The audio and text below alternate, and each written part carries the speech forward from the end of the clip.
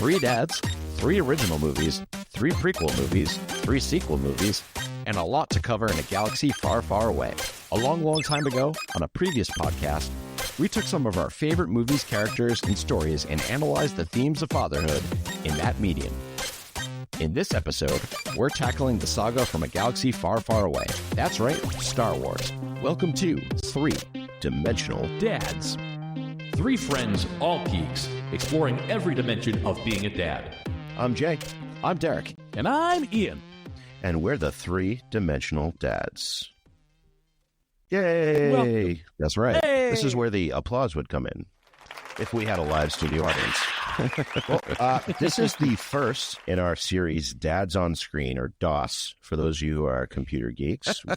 We thought that was clever. And we're covering Star Wars, which is, of course, the holy trilogy. But now there's 9 movies, plus 2 additional movies, plus another movie, plus a series, plus another series, plus cartoons. So there's a whole Star Wars universe to cover. But us Trilogy old of guys, trilogies. a trilogy of trilogies. So that's 3 squared. Or no, that's 3 cubed, which is 9. Yes. I'm not a math teacher. But we're going to cover the original kind of trilogy arc from the prequels through the sequels of that which we all cut our teeth on as kids, Star Wars. So, Yes. Getting right into it. My job, cover the prequels. And as I get older, as I get more mature in my age, ergo the gray hair, I find more and more that I like the prequels, especially when I compare them to the sequels. That is, I think, for most Star Wars geeks, that is it. So we see a ton of fatherhood stuff going on in here. Number one, the first thing in the film, Obi-Wan and Qui-Gon. This is a very patriarchal relationship, given the circumstances, right? So blood doesn't equal family. The way of the Jedi Order is to take children almost in their infancy and bring them to the Jedi Order and put them with a master to train, okay? So we have Obi-Wan and Qui-Gon, a very dad-teen relationship, and they've obviously been together for a long time. We see throughout The Phantom Menace, Obi-Wan trying to kind of fulfill Qui-Gon's expectations, but also question him surrounding whether or not to take Anakin with them to Coruscant. It's a very cool relationship, and that final scene where Qui-Gon dies is you see the loss of a father in Obi-Wan. Ewan McGregor, obviously great actor. Gets me every time. Yes. And of course, that then transfers. Obi-Wan takes on Anakin as a Padawan, but in a way that's more problematic because Anakin's already kind of old as far as Jedi standards go. He has grown up on Tatooine. He has been a slave. He's had life experience. He has memories of his mother, which in Attack of the Clones become very problematic. They're more contemporaries. I feel like it's an older brother, younger brother relationship, and it's not that traditional Jedi relationship. That's kind of father and son. Unlike Jango and Boba Fett in Attack of the Clones, we have that traditional kind of father and son relationship. I know it's a little bit of, father, donor, son, clone, but it's probably the most traditional relationship we have. It's a single dad trying to get his kid into the family business. Now that family business might just be bounty hunting, but it's still the family business, right? With jetpacks. The jetpacks are cool. I wish I had one. Finally, I think the best relationship in all of the prequels, and we see it start in Phantom Menace and we see it come to its climax in Revenge of the Sith, is Palpatine and Anakin. And this, I think, in the absence of Anakin having a true father figure, right? Because Shmi was she just kind of conceived without a father, right? Palpatine is that father figure to Anakin, and he pulls Anakin away from his Jedi responsibilities. He's pushing him to kind of emulate him eventually becoming evil, right? Anakin's torn between that Jedi responsibility, his marriage to Padme, him having the kids, his affinity for Padme, and one has to go, and I think it's the good side we all see that has to go, and dads can't do it all. I think that's where I kind of really feel for Anakin, right? He wants to do it all. He wants to save his wife. He wants to raise his kids. He wants to protect the galaxy, but he can't do it all. And unfortunately, that means falling to the dark side. Yeah, talk about like emotional manipulation, though. Jeez. The Tale of Darth Plagueis the Wise. Come on. I can save your wife. A little bit of guilt. Yeah. Holy smokes. She will die without my help. So I can't really do a Palpatine impression, but I think Oh, yeah. I think anyone who's seen the movie has gotten it. I like better when you do like, I'm afraid the generator will be quite operational. I like when you do that one. Yeah. I'm afraid the deflector shield will be quite operational when your friends arrive. Hey, you're jumping into my territory here. Well, why don't you just take it over then? Well, we all know what happens. I mean, of course, at the end of the prequel trilogies, we see the splitting up of Padme's children. So something that I thought that really doesn't get touched upon, that really, if you're talking about fatherhood, you're talking about the tough job about being a dad. Owen, Lars, and Luke, right? So Owen is bestowed this child, unexpectedly, right? And him and Maru need to like take care of Luke, this kid who has all these Jedi powers that wants to be, have his head in the clouds. And just imagine having that tough job of being that person, right? He's got to be the less glamorous dad of all. He's got to do the hard things like, nope, you can't eat your dinner until you do your chores. You can't go hang out with your friends unless you get that done with. Go back and drink your green milk, right, or your blue milk. I always wonder if there's some parallel with Superman. It's like, Ma and Pa Kent have like Kal-El who has all these superpowers and they have to raise him to be a good person. They always wonder if there's some kind of parallel there. Yeah. By the way, your charge can maybe eventually take over the universe. Right. Yeah, exactly. Yeah. So Owen has to keep Luke grounded, right, on the farm, and leaves this boy, stagnant and stifled, right? He just wants to be out in the universe. I mean, imagine being that person, being in charge, just like you're saying, right? That like Superman's parents, right? Can you imagine being, Clark Kent's parents? I mean, it's just ridiculous in a lot of ways. But we see this, come to fruition too, like how protective Owen is, and not to like move away from the trilogies at all. But, they touched upon this when they had the Kenobi series, right? That there were Jedi, there were Sith that were tracking him down, that, that knew that he was the son of Anakin Skywalker, and they were trying to hunt him down. And Owen was the protector. He was the person that was trying to, help make sure that Luke's, future was ensured, that he had to keep him there, keep him going. By the way, Luke, stay away from that crazy old man in the white van.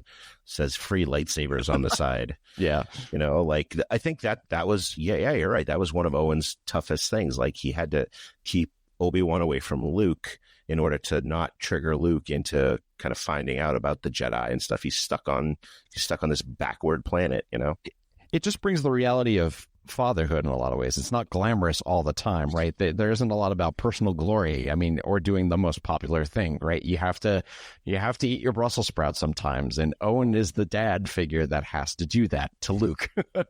Very much so. Yeah, I think that the nature versus nurture thing is that, like, Owen knows what Luke is capable of. He saw Anakin. He saw what, Right. like, this is a serious power in the universe. And so he nurtures him to give him that moral compass, like Ma and Pa Kent, who tried to raise Kal-El to be a good human, a good person. Anakin killed a bunch of sand people. So I was about to say, right? People. Yep. Like, we don't need Luke going out and massacring like a family of Jawas, right? Yeah. Exactly. And of course, there's the most obvious fatherhood relationship. Everyone's jaw that dropped when they saw The Empire Strikes Back. I mean, I was very little when this happened, but, no one could believe that Darth Vader could possibly be Luke's father. Because at that point, Vader is the antithesis of being a father. He's corrupt. He's the opposite of what you would think of in a fatherhood figure, right? He's cruel. He's selfish. He's manipulative. Everything he does to Luke to make him try to come to the dark side, feel your power. Obi-Wan has taught you, but, your truth lies with me. All of those things that he does to manipulate him, to go against his friends. And then the Emperor, you see this happen right in the throne room, like we were just talking about before. Oh, you want this? Everything is this chess game that they are playing to control Luke.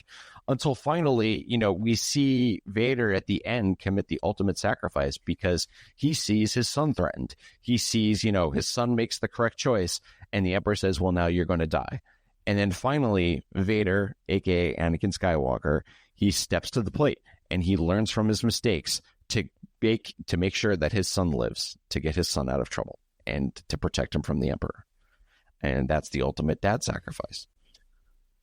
Because blood is thicker than midichlorians. Yes. Sure. Or the dark side, or however you want to put it. Right? All right, so if we're moving on to the sequel trilogy, that's my trilogy. And since this is the third trilogy, I'm going to go into like grandfatherhood on top of it. And I think we kind of learned that from, the prequel trilogy, the point where they didn't let Jedi have kids was probably a good, so they might have been onto something there, because in the sequel trilogy, everyone's killing all sorts of dads, and it doesn't go well for the Jedi dads around here. Which Han Solo, we're going to spoiler alert right off the bat. So Kylo Ren kills Han Solo, which, I thought Kylo was a really interesting character. I thought it was so metal when he opens up the movie and he's like talking to Darth Vader's melted helmet. He's like, grandfather, like family heirlooms, right? That's right. So awesome. But then I thought there's, Kylo has this interesting nature versus nurture thing, like with Luke, is that he was trained by, we find out later that he was trained in Luke's Jedi school. And at what age was Kylo taken from his parents? Because Luke had Owen. Luke had that conflict in him and had darkness in him, but he had Owen as that source of like grounding him and helping him deal with his emotions. He's frustrated, but like his uncle helps him. Where, Kylo had Luke. Maybe he needed Han. Maybe he didn't want to be taken off to be trained as a Jedi, and Luke has not been the most emotionally available guy. He's the one who's raising Kylo, essentially. So I wonder that nature versus nurture thing. His parents are the two heroes of the galaxy, Han and Leia. You'd think that Kylo automatically is going to be this amazing hero. So the fact that he's evil, maybe that's a nature thing. He was born like that. Maybe don't train him. We learned that from Anakin Skywalker. Didn't go well when they were like, I don't know, he's kind of mad. Don't give him the Force like that. And then we move on to Kylo and Snoke. So, which turns out to be Palpatine, but we're just, we're taking a movie at a time. Snoke, I think, is another example of a really bad dad. He's very a typical abusive, narcissistic parent. So he uses, emotional manipulation and abuse to control Kylo. He's always belittling him. Like everything he calls him is like, my very young apprentice. He calls him all these little things that cut him down and kind of position him. Adam Driver had said in an interview that when he was sold on Force Awakens, was that Kylo was going to start off conflicted about good and evil in the first movie. And then as he goes through the trilogies, at the end, he has no conflict. He's pure evil. The opposite of the Anakin Skywalker storyline. That would have been so much better. Right? But when you made him wishy-washy and then Rey is also wishy-washy, Rey's like, I don't know, maybe I'm good, maybe I'm bad. Look at Dark Rey. I don't know what, that's a little hard. I thought it would have been really cool if Kylo had been just like pure evil, no doubt. Killing Han Solo feels pretty irredeemable. And then Rey and Luke, they're kind of the last relationship here. And some of the best parenting, I think, in the sequel trilogy is the ghost Luke stuff with Rey, where he kind of like, she goes to maroon herself on Ahch-To, and he's a ghost in Rise of Skywalker. And he, and Rey wants to throw it all away like Luke did. She wants to hide on that island. And he kind of tells her like, no, you're making a mistake. You have to go face the Emperor. You have to save the universe. And so he says like, no, you're making a big mistake, which is kind of JJ's way of saying Rian Johnson made a huge mistake with what he said in Last Jedi. Facts. I have issues with That's that. right. And then I also really enjoyed Yoda thrown in here as another grandfather figure. And being cryptic with your kids, I think, is a fun parenting tip. Don't say no. If your kids are like, can we have ice cream? Give them a riddle and then see how they handle that. Isn't it just the way that Yoda talks that makes everything into a riddle? Right? Like a circular talking, and then if you say no, they're going to be like, oh, man, and then, they'll fight you on it. Page turns, they were not. Ice cream you may have. I don't think he knows either. Exactly. And the last one is kind of a throwaway one. And I thought the sequel trilogy, there's parenting stuff in there, but a lot of it felt completely flip-flop. When we changed writers and directors, is we had Force Awakens, and then Last Jedi completely flipped what these relationships were. And then Rise of Skywalker flipped them back. It's kind of hard when when we say that the Palpatine was Snoke all along. Palpatine was the Vader voice that Kylo was hearing. He bridged their minds in the Force and made them a Force dyad. All that just gets kind of crazy. But I think Rey turned out to be a Palpatine. So really, the grandfather in this is Palpatine too. And I wonder what Palpatine's deal is. Sure. Like, I always roll my eyes when he's like, strike me down and take my power. How many times does this guy want to get struck down by people? Yeah, lots. Like, lots. This is his exit strategy. He wants to retire. He's begging to retire from the weight of the Empire. So come on, just leave it to Vader. Go back on Naboo, get a little timeshare, get a 1-floor apartment. Come on, Palpatine. I think on a philosophical Star Wars level, and this might be a good place to kind of wrap up everything, right? So I think on a philosophical level, Palpatine is so committed to the Sith lore, and you have to probably know a ton of other Star Wars, canon for this, but Palpatine is so committed to this idea of the Sith running the universe for decades and generations or whatever, right? That he knows that if he's struck down, that his essence will flood into whoever. Like in Return of the Jedi, he basically tells Luke, kill me. And if it wasn't for Vader, Luke would have killed him, right? Maybe, and we don't see whether Palpatine was going to allow that to happen. I kind of believe he does because, again, if we're taking the sequel trilogy as canon, right? He wants Rey to kill him. So maybe that's something that only Palpatine knows. I don't know. They really screwed up the movies by having this flip-flopping director and scriptwriter and stuff. Like, maybe Colin Trevorrow would have made a better movie. He probably would have. Ooh, hot take. I will say, and I know we're kind of deviating a little bit here from DOS, but there's a lot of interesting backstory that's going on through Mando, but now also Bad Batch, with cloning and all of these Imperial experiments that are going on. Because in this season of Bad Batch, it's really interesting. There's this really secret cloning project called Project Necromancer, and the Emperor comes specifically to this secret laboratory where they're cloning something special, and it's not just soldiers. My suspicion is he's trying to clone like Sith or Jedi, and you see a little bit of this, right, in the secret labs and things in Mando, in the Imperial, what they were trying to do. So there are all these these really like weird, if you go back to Germany in World War II, secret experiments, right, that were happening. They're sprinkling them through this canon now. So it's going to be really interesting if they reveal if they were like trying to clone the Emperor, because the Emperor says in this episode, this is the most important project to ensuring the Empire's continuity, and you will have all the resources at your command. So it's really interesting, like, just the lineage and how much Palpatine wants to continue that paternity, like in royalty and things, right? Think about that in the terms of like fatherhood, right? That he wants the Sith as this entity, this legacy to live on, and doing anything he can to ensure it. So what you're trying to say, somehow Palpatine returned. I'm thinking they're going to explain the reasons for it, maybe. I don't know. Or like what actually happened or something. I don't know. It's interesting, though. We shall see. Yes. One of the things that we touched a little bit on this Star Wars Dad's on Screen thing is this Mando Grogu relationship. And I mean, that might be the most wholesome of the dad-kid relationships. Like Mando, he's not a natural father, but he's a natural father, if you know what I'm saying. Like, I don't think he came into his Mandalorian prime wanting to be some sort of parent. But for some reason, with this Grogu relationship, it just brings something out of him. It is the cutest fatherhood relationship in the Star Wars canon. Oh, yes. Facts. Yeah. And I think you also get to see him parent. Like, yes. A lot of this other parenting is done off screen. It's like Owen, we kind of know the relationship, right. Owen and Luke, or, Han and Kylo, you just get a moment with them. But I really thought that Mando was a time where you see him actively parenting. Get that shifter out of your mouth. Right? Yeah. Don't eat that egg from the. Don't touch the thermostat. Literally, this is the Star Wars of don't touch the thermostat. Don't put the ship in hyperspace. Yeah, and one that always pops up for me in Mando is that I'm my child's protector. Yes. It's like babies are just constantly doing things that are going to get them killed. They're like almost falling off a couch. They're almost like they just have no protection instincts. And Mando has to constantly be trying to save Grogu. And it's like he's adorable, but That escalated quickly. Yeah.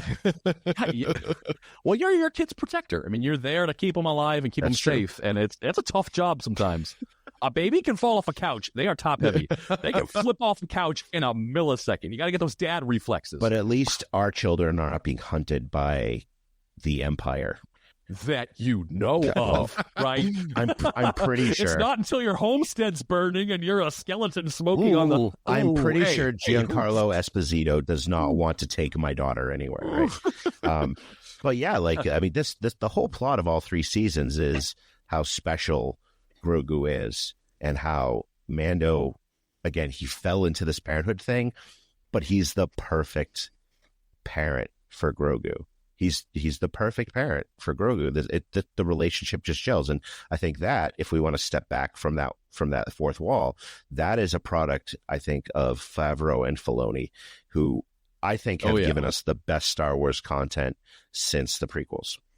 It's interesting because his mission, right, in the beginning, is to return him to the Jedi, right, and then Grogu makes that choice. Because obviously it doesn't hurt Mando, but he's doing what he feels is right as a man and as his protector. But then he wants to take him on as his, youngling, right? His actual Mandalorian youngling that we see in the last episode. And that's just so special because at the end, it's kind of like how Indiana Jones should have ended, with the sunset, right? And Grogu's playing in the yard, and he's just kicking it up, on his little homestead. And I love that. I love that. I want to see him in a little Mando mask. I got to see it. It definitely gives us something to look forward to with this Mando movie that's coming out, Mando trilogy of movies, something like that. I'm there. Be Baby Yoda all over again. I'll buy it all. Yep. Is it going to be Baby Yoda? Is it going to be like The Simpsons? It's just going to be Maggie, Toddler Yoda? It's going to be like just never going to grow up. My only concern is Grogu has this extreme power, and we know he does. Mm-hmm. Now, forgetting Luke's temple in the sequels, right, in the sequel trilogy, like what happens with Grogu when he starts kind of going through Jedi puberty, if you will, right? Like he starts to, now he has his force powers, but as he gets older, and I know he ages a lot slower, but what's going to happen when these powers start to become like that teenage kind of rage? Like think about Groot in Guardians of the Galaxy, like how like petulant Groot was in Guardians Volume 2 and Guardians Volume 3. Like that's what Mando's going to have to deal with Grogu. Like he's going to have to ground him. Grogu, stop choking that guy. Don't touch that. Don't eat that frog. And that's just a little taste of what fatherhood in the Mandoverse is. I mean, there's other things we could talk about, patriarchy and the Mandalorian clans, which there actually isn't any because there's a lot of powerful women in there. But there is this cool relationship of all the Mandalorians and their family. Like it doesn't have to be blood. And I think that's one of the cool things about Star Wars in general. Like it doesn't have to be blood. The family relationships throughout all the Star Wars movies are both blood family and family by choice or family by, circumstance. Well, the Mandalorians are almost like a village. It almost takes like a village, right? They are a tribe in a lot of ways, right? They take, even if, like you were saying, it's just somebody that's lost in the universe, right? That's the same. That's why Mando connected so much with Grogu, right? Because the Mandalorians saved him when they were attacked on the planet. And so that's how he became a Mandalorian. And therefore, when he saw Grogu, he's like, I cannot turn over this kid to the Empire. This is just not right. And remember, that Mandalorian kid that was taken by the giant eagle thing, right? Yes. When they were in their cave. Like, it wasn't just the dad who went after him. Like, it was like a search party of all the badass Mandalorians. Yes. Like, just awesome. Going with, like, we have to get this kid. Just jetpacks and Gatling guns. It was great. So good. What Star Wars should be. Yes. Yeah. Flying Mandalorians. Yeah. Thanks for hanging out with us and chatting Star Wars. We could go on for hours, so don't get us started. If you want to find out more about the Three Dimensional Dads, follow us on YouTube, Instagram, and TikTok at 3Dimensional Dads, or email us at 3dimensionaldads@gmail.com. We want to hear from you. We love to talk everything geek, parenthood, and tech. So if you want to keep hearing our thoughts on it all, be sure to hit subscribe on your favorite podcast app. Is there something strange in your neighborhood? Do you feel a chill and it don't look good? On our next episode, we'll review Ghostbusters Frozen Empire. Does it live up to the standards of one of the best movies of all time? Or do we feel like we got slimed? Find out on the next episode of Three Dimensional Dads. Fatherhood in the Next Dimension.